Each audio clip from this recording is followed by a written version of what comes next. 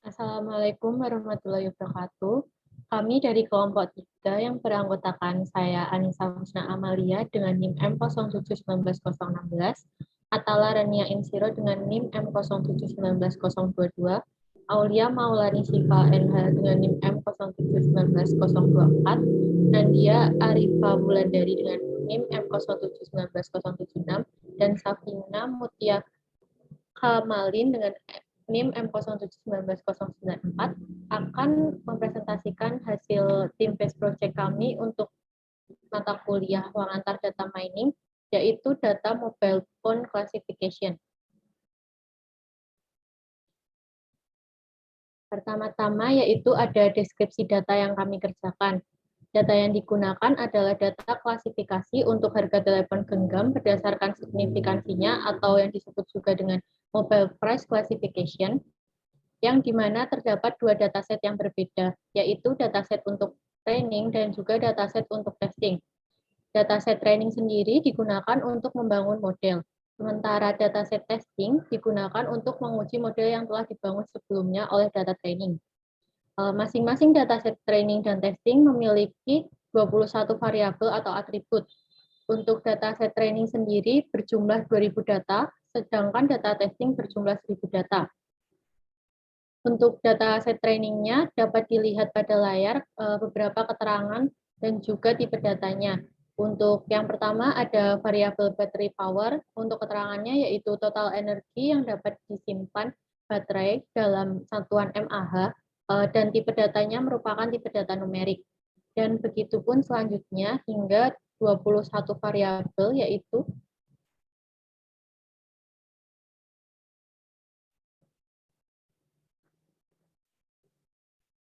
ada price range dengan tipe data nominal, yaitu keterangannya variabel target yang merupakan harga dari ponsel tersebut dengan kelas yaitu 0, 1, 2, 3, di mana 0 adalah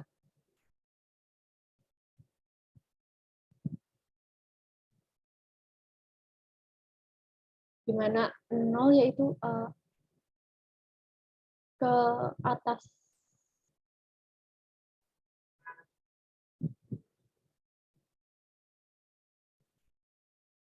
di mana 0 yaitu berarti biayanya rendah, 1 biayanya sedang, 2 biayanya tinggi, sementara 3 yaitu biaya sangat tinggi.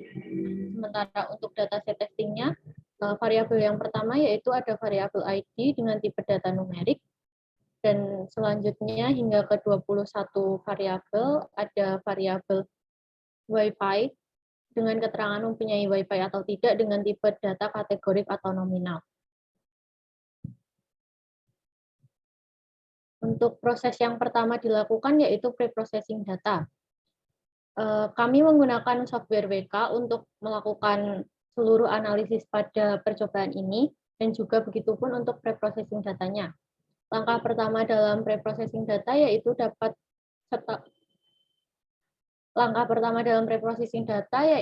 melakukan pengecekan terhadap data, apakah data memiliki missing value, inkonsistensi data, imbalance, dan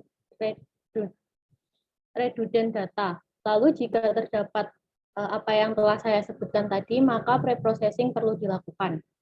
Untuk yang pertama yaitu proses pre-processing pada data training.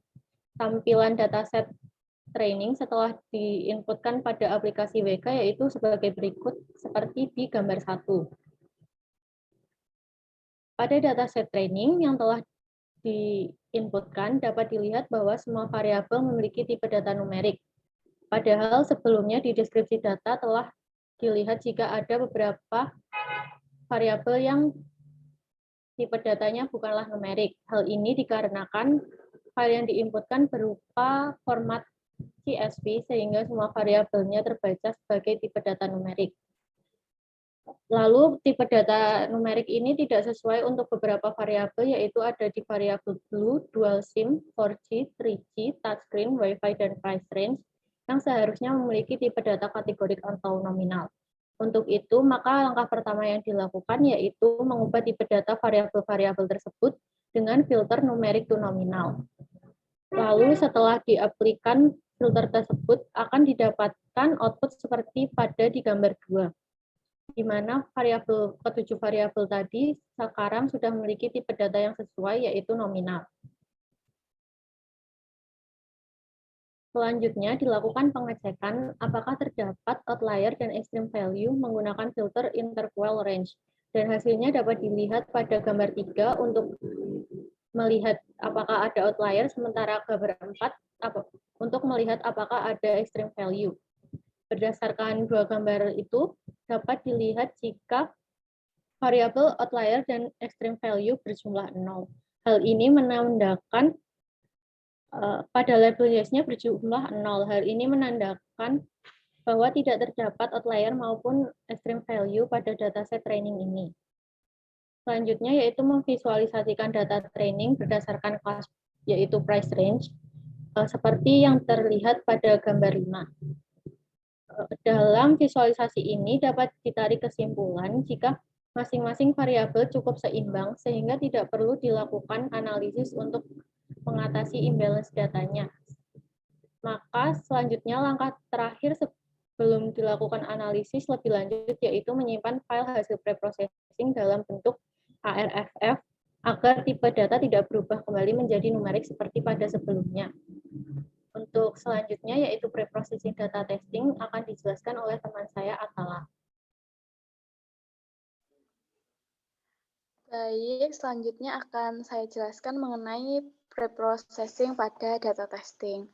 Preprocessing pada data testing ini sedikit berbeda dengan preprocessing pada data training.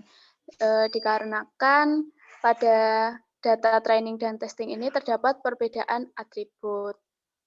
Tahapan untuk preprocessing data testing ini adalah yang pertama mengedit atribut data testing di Microsoft Excel. Langkahnya yaitu memisahkan data untuk masing-masing kolom sesuai atribut. Hal ini dikarenakan file data testing masih berupa file CFG. Selanjutnya, menghapus atribut ID dan semua data yang ada di dalam atribut ID tersebut. Yang ketiga, menambahkan kolom price rank seperti yang ada pada data training. Kemudian, mengisi atribut price rank tersebut dengan tanda tanya, sehingga didapatkan hasil seperti pada gambar 6. Lalu jangan lupa untuk menyimpan data tersebut dalam format CSV. Setelah dilakukan pre-processing pada Excel, kita melanjutkan dengan pre-processing di software WK, yaitu mengubah tipe data. Langkah pertama, kita membuka file CSV dari data yang telah kita pre-processing di Excel sebelumnya dengan open file. Kemudian mengubah tipe atribut price rank dengan filter string to nominal, dikarenakan pada file hasil preprocessing dari Excel tadi, atribut price rank masih berupa tipe data string. Selanjutnya, kita mengubah tipe atribut blue, dual SIM, 4G, 3G, touchscreen, dan WiFi dengan filter numeric to nominal. Dikarenakan seharusnya 7 atribut tersebut bertipe kategorik atau nominal. Visualisasi data testing hasil preprocessing di WK dapat dilihat seperti pada gambar 7.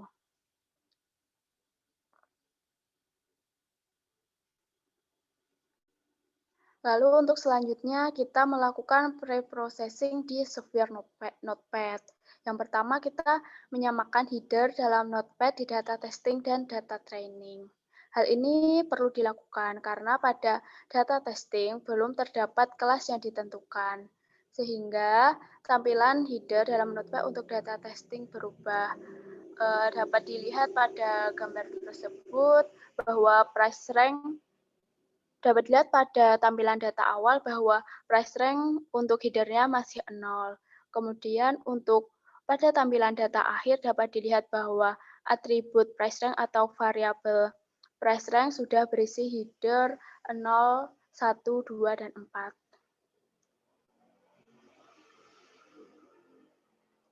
Lalu langkah terakhir yaitu menyimpan file tersebut dan data testing siap digunakan untuk analisis selanjutnya. Selanjutnya akan dijelaskan oleh teman saya. Baik, untuk selanjutnya yaitu klasifikasi dengan menggunakan supervised learning. Yang pertama, untuk data training, kita menggunakan metode regresi logistik.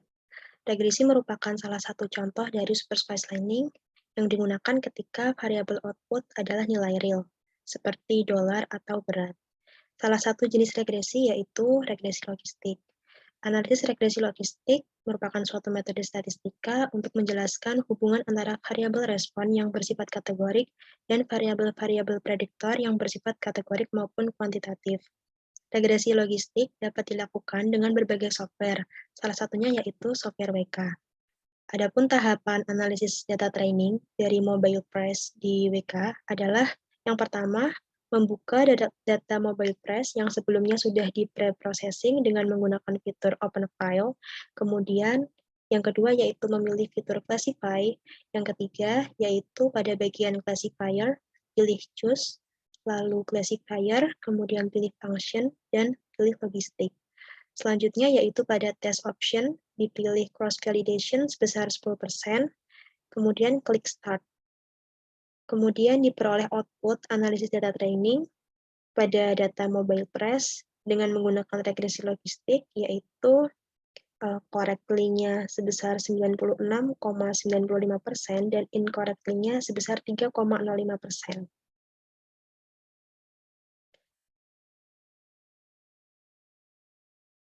Kemudian untuk confusion matrix-nya itu sendiri memiliki interpretasi yang pertama, pada kelas A diprediksikan secara tepat sebanyak 489 data.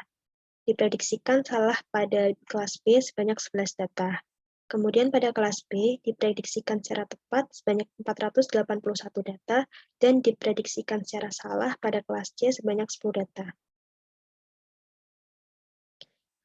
Pada kelas C diprediksikan secara tepat sebanyak 478 data dan diprediksikan salah pada kelas B sebanyak 12 data dan pada kelas D sebanyak 10 data.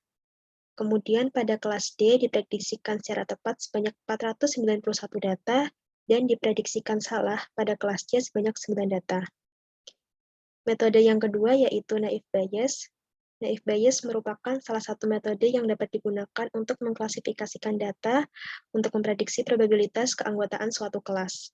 Naive Bayes merupakan suatu keputusan yang diperoleh dari perhitungan probabilitas matematika dengan syarat bahwa nilai keputusan adalah benar berdasarkan informasi objek. Menurut teori naive Bayes, untuk setiap kelas keputusan, menghitung probabilitas dengan syarat bahwa kelas keputusan adalah benar, mengingat vektor informasi objek. Algoritma naive Bayes mengasumsikan bahwa atribut objek adalah independen.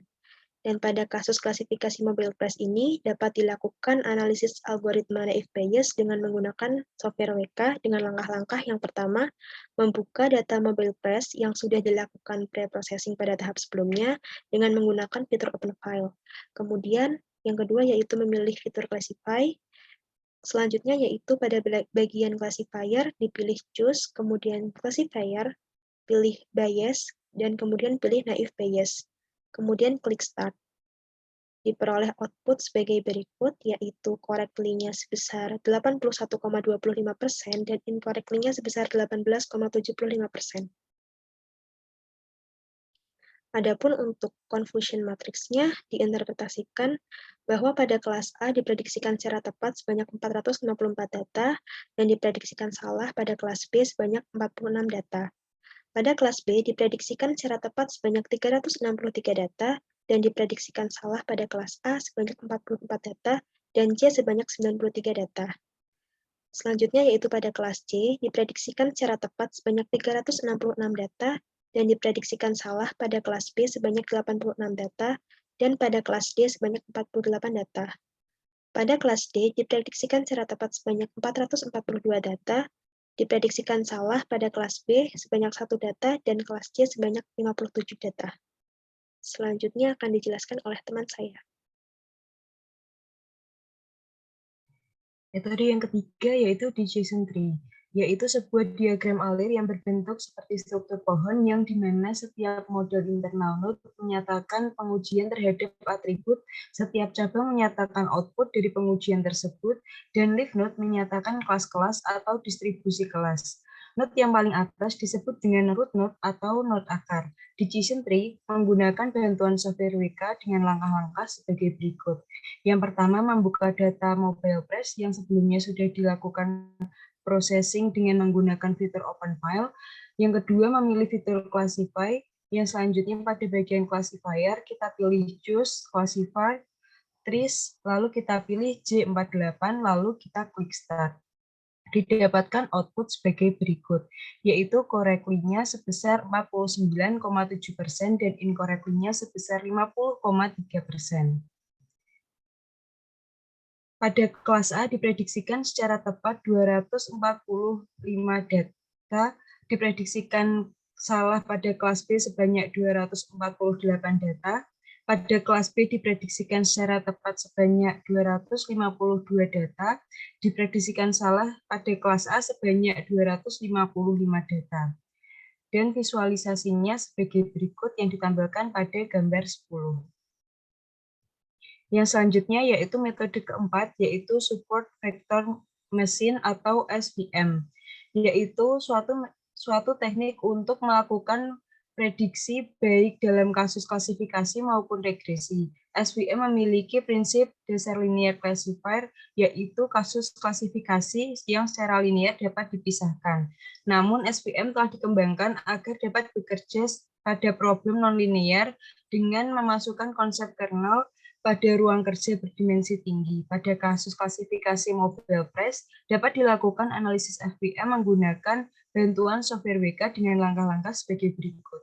Yang pertama, membuka data mobile press yang sebelumnya sudah direprocessing dengan menggunakan fitur open file. Yang kedua, kita pilih fitur classify.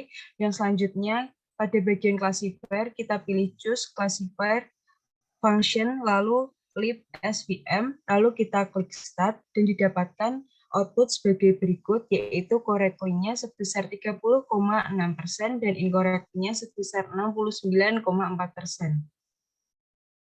Pada kelas A diprediksikan secara tepat sebanyak 180 data, diprediksikan salah pada kelas B sebanyak 46 data, C sebanyak 228 data, dan D sebanyak 46 data. Pada kelas B diprediksikan tepat sebanyak 99 data, diprediksikan salah pada kelas A sebanyak 136 data, kelas C sebanyak 220 data, dan kelas D sebanyak 45 data. Pada kelas C diprediksikan secara tepat sebanyak 279 data, diprediksikan salah pada kelas A sebanyak 134 data, B sebanyak 46 data, dan pada kelas D sebanyak 41 data. Pada kelas D diprediksikan secara tepat sebanyak 54 data, diprediksikan salah pada kelas A sebanyak 149 data, kelas B sebanyak 50 data, dan kelas C sebanyak 247 data. Yang selanjutnya akan disampaikan oleh teman saya, Safina. Baik, selanjutnya ada perbandingan kebaikan model pada data training. Setelah data dilakukan klasifikasi menggunakan 4 metode yang sudah dijelaskan sebelumnya, maka diperoleh kesimpulan yang tertera pada tabel 7, perbandingan kebaikan model pada data training. Di sini tertera bahwa model regresi logistik tingkat correctly-nya 96,95%, sedangkan incorrectly-nya 3,05%. Sedangkan untuk model naive Bayes, tingkat correctly-nya 81,25% dan incorrectly-nya 18,75%. Model decision tree, tingkat correctly-nya 49,7%, sedangkan incorrectly-nya 50,3%. Dan yang terakhir ada support vector machine atau SVM, tingkat correctly-nya 30,6%, sedangkan incorrectly-nya 69,4%. Dari hasil di atas dapat disimpulkan jika metode regresi logistik merupakan metode yang menghasilkan model terbaik untuk data mobile price. Hal ini dikarenakan tingkat correctly dari model regresi logistik merupakan yang tertinggi, sedangkan incorrectly-nya merupakan yang terendah. Oleh karena itu, model tersebut dapat dilanjutkan untuk analisis data testing. Yang terakhir ada prediksi data testing. Setelah diperoleh model terbaik dengan menggunakan metode regresi logistik, langkah-langkah yang dilakukan selanjutnya untuk analisis data testing menggunakan model yang telah dibangun oleh data training sebelumnya. Yang pertama, pada bagian test option, klik bagian supply test, kemudian memilih file data testing. Yang kedua, memilih price range sebagai kelas. Dan yang ketiga, klik more option, kemudian pada error, pilih plain text, dan klik OK. Setelah itu, klik kanan pada result list, lalu pilih re-evaluate model on current test sets, dan yang terakhir, data testing selesai dianalisis. Setelah itu, akan muncul output yang seperti tertera pada gambar 11, yaitu output data testing setelah analisis. Dengan penjelasan, predicted merupakan hasil dari prediksi untuk price range. Di sisi kiri merupakan prediksi kelasnya, sementara di sisi kanan merupakan hasil prediksinya. Misalkan pada data pertama, predicted yaitu 4:3. Ini berarti data pertama tergolong ke dalam kelas keempat yang nilainya yaitu 3 atau biaya sangat tinggi. Dikarenakan data testing berjumlah 100, maka hasil lengkapnya akan ditampilkan pada bagian lampiran. Selain output hasil prediksi, terdapat pula output yang akan tertera tabel 8, yaitu output pemodelan data testing menggunakan model regresi logistik. Nah, selain prediksi data testing juga dapat ditampilkan dalam bentuk selain yang di atas. Caranya yaitu pada result list, klik kanan lalu pilih visualize classify error, sehingga akan didapatkan hasil sebagai berikut ini. Hasilnya dapat dilihat pada gambar 12, yaitu output visualize classify error. Setelah itu, simpan hasil dengan format ARFF, dan saat dibuka menggunakan ARFF viewers, didapatkan tampilan seperti gambar 13.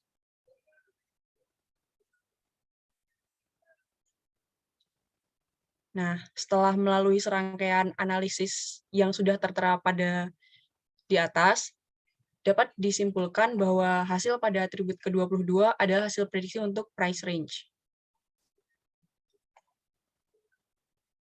Turun lagi, ke lampiran. Nah, di sini tertera hasil prediksi data testing yang selengkapnya berjumlah 100.